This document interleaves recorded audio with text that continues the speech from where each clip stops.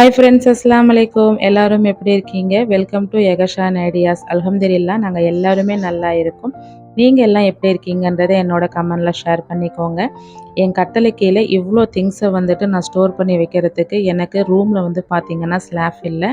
அது மட்டும் இல்லாமல் அரேஞ்ச் பண்ணி வைக்கிறதுக்கு உண்டான இடமும் இல்லை. அதனால தான் இந்த மாதிரி அட்டைப்பட்டியில் வந்துட்டு என்னோடய திங்ஸ் எல்லாம் போட்டு வச்சுருப்பேன். இந்த மாதிரி ஒரு ஹோம் டூர் எங்கேயாவது பார்த்துருக்கீங்களா அப்படின்றத என்னோட கமெண்டில் நீங்கள் ஷேர் பண்ணிக்கோங்க. ஹாலில் கட்டல் வந்துருச்சு. ரூமில் இருந்த கட்டல் பார்த்திங்கன்னா முன்னாடி ஹாலில் என்ட்ரன்ஸில் வந்துருச்சு. அது மட்டும் இல்லாமல் நம்மளுடைய சேரில் பார்த்திங்கன்னா 2 நாளத்துக்கு உண்டான துணியெல்லாம் சேர்ந்து வந்துருச்சு. தையல் மிஷினில் இவ்வளோதான் இல்லாமல் எல்லா பொருளும் வந்துட்டு தையல் மிஷினில் அடக்கமாக இருக்குது. சோஃபாவில் வந்துட்டு கொஞ்சம் கூட வந்துட்டு பொருள் எல்லாம் வந்துட்டு உட்கார்ற கூட இடம் இல்லாத அளவுக்கு சோஃபாவில் வந்து பார்த்திங்கன்னா அங்கங்கே பொருள்லாம் அசிங்கமாக இருந்தது.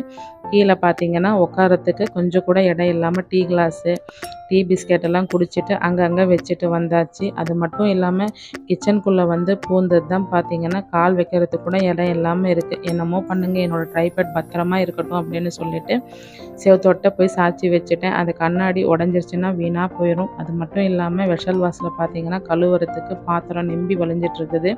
கவுண்டர் டாப் பார்த்திங்கன்னா கொஞ்சம் கூட வந்துட்டு இடம் இல்லாத அளவுக்கு பாத்திரமாக நிம்பி கிடக்குது. அங்கங்கே மசால் டப்பாவெல்லாம் கிடக்குது. இது மட்டும் இல்லாமல் பக்கத்தில் இருக்கிற டைனிங் ஹாலில் வந்தால் அங்கே கூட கால் வைக்க முடியாத அளவுக்கு பாத்திரமும் துணியும் அங்கங்கே வந்துட்டு எல்லா இடமும் நிம்பி வழிஞ்சிட்டு இருந்தது.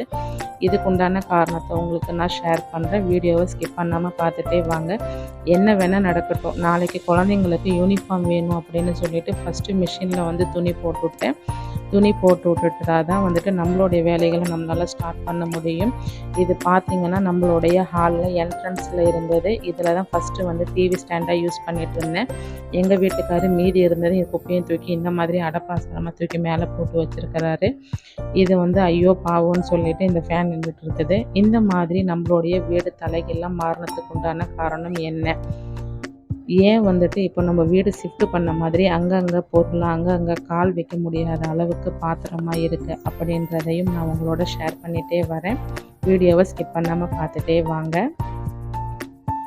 இது பார்த்திங்கனாவே படும் பயங்கரமாக இருக்குது. அவ்வளோ ஒரு அசிங்கமாக குப்பையுமா இதுவுமா இருக்குதா? இதுக்கு உண்டான காரணமாக ஒரே ஒரு பொருள் தாங்க நம்ம வீட்டுக்கு வந்து வாங்குச்சு. அந்த ஒரு பொருள் வந்ததுனால இவ்வளோ இடம் வந்துட்டு எனக்கு எல்லாமே வந்துட்டு தலைகெல்லாம் மாற்றி போட்ட மாதிரி ஆயிடுச்சு. என்ன ஒரு பாவமான விஷயம்னு பார்த்திங்கன்னா, நான் மிக்சியை வந்து ஃபிட் பண்ணது வந்து வேறு இடத்துல, ஆனால் மறுபடியும் அதே இடத்துல மிக்சியும் கரண்ட் அடுப்பும் வந்துருச்சு. நம்ம ஒன்று நினச்சி மாற்றி வைப்போம், ஆனால் மறுபடியும் அதே இடத்துல அந்த பொருள் வந்துடும். அடுத்த நாள் பார்த்திங்கன்னா சண்டே, நீங்கள் என்ன வேணால் பண்ணுங்கள், எங்களுக்கு கொஞ்சோன்னு இடம் விடுங்க அப்படின்னு சொல்லிட்டு யூசுஃபும் அவன் ஃப்ரெண்டும் ட்ராயிங் வரைகிறதுக்கு ஆரம்பிச்சிட்டாங்க. அதுக்கப்புறம் பார்த்திங்கன்னா சுமையா சண்டேயில் வீட்டில் இருந்தனால அவள் சம்மந்தப்பட்ட பொருட்கள்லாம் ஃபஸ்ட்டு வந்துட்டு ரிமூவ் பண்ணிடலாம். எது வந்து பிள்ளைங்களுக்கு வேணுமோ அவங்க எழுதின நோட்டு எழுதாத நோட்டுன்னு எல்லாம் சேர்ந்து ஒரு குப்பை கூலமாக வச்சுருந்தான். அதனால் அதை ஃபஸ்ட்டு பிரிக்க சொல்லிவிட்டு பாதி எழுதாத நோட்டு ஒரு பக்கமும் புதுசாக வந்துட்டு எழுத போகிற நோட்டுகள், அதாவது புது நோட்டுகள்லாம் ஒரு பக்கமும் வச்சுக்கிட்டேன். வந்து 2ஆக பிரித்து சின்ன வந்து அட்டைப்பட்டியில் வச்சுருந்தேன். இந்த அட்டைப்பட்டி கொஞ்சம் பெருசாக இருக்கிறனால ஒரே அட்டைப்பட்டியில் அவங்களுடைய ஸ்கூல் சம்மந்தப்பட்ட எல்லா திங்ஸையும் ஒரே அட்டைப்பட்டியிலேயே ஸ்டோர் பண்ணி வச்சுட்டேன். பார்க்குறதுக்கும் நீட்டாக இருக்கும், இடத்தையும் அடைக்காது அப்படின்னு சொல்லிட்டு. இதெல்லாம் பார்த்திங்கன்னா ஒரு கோயில் ரூல் அன்ரூல்டுன்னு சொல்லிட்டு ஷாப்பிங் காம்ப்ளெக்ஸ் போகும்போதெல்லாம் வாங்கிட்டு வந்து வச்சுக்குவாங்க.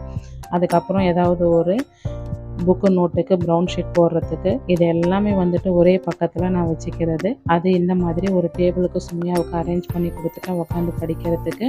அந்த டேபிள் கீழே போய் அவள் திங்ஸை வந்துட்டு ஃபிட் பண்ணி வச்சுட்டா. அது மட்டும் இல்லாமல் ஸ்கூல் பேக்கையும் யூசுஃபோடதையும் சுமையாவோடதையும் வந்து மேலே வந்து ஃபிட் பண்ணி வச்சுட்டேன். பிள்ளைங்க உட்காந்து எழுதுறதுக்கு உண்டான இடத்தையும் வந்து அரேஞ்ச் பண்ணிட்டேன். இது மறுபடியும் என்னம்மா இவ்வளோ புக்கு நோட்டெல்லாம் இந்த இடத்துல வச்சுருக்கேன் அப்படின்னு கேட்டேன்.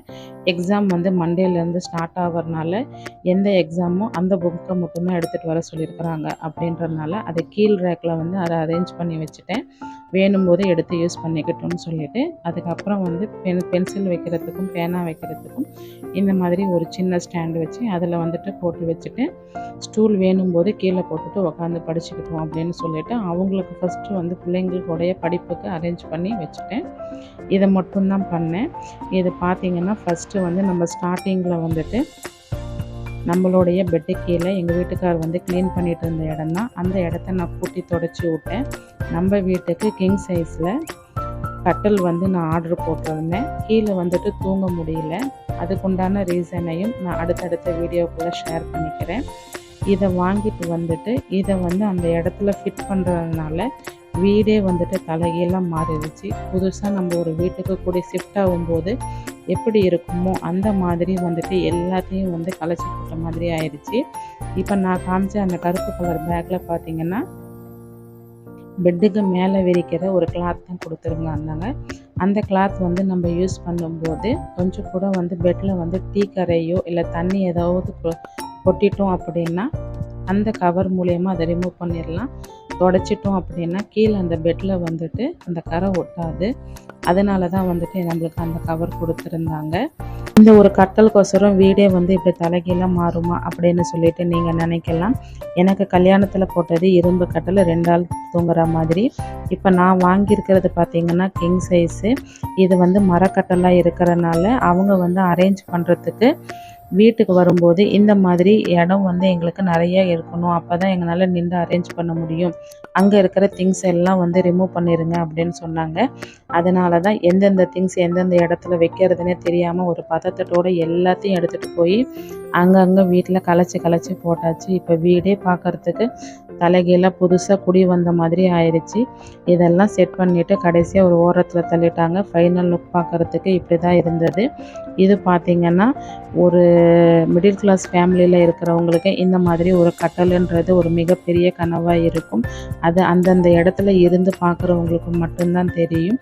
இது வாங்குறதுக்கு நம்ம எவ்வளோ கஷ்டப்பட்டு இருந்தாலும் இல்லை இஎம்ஐ போட்டிருந்தாலும் சரி, இல்லை ஜுவல்ஸை வச்சுருந்தாலும் சரி, இல்லை கடன் வாங்கி செஞ்சுருந்தாலும் சரி, குழந்தைங்களோட சந்தோஷத்துக்கு முன்னாடி அவங்களுடைய பாதுகாப்புக்கு முன்னாடி வேறு எதுவுமே பெருசாக இல்லை.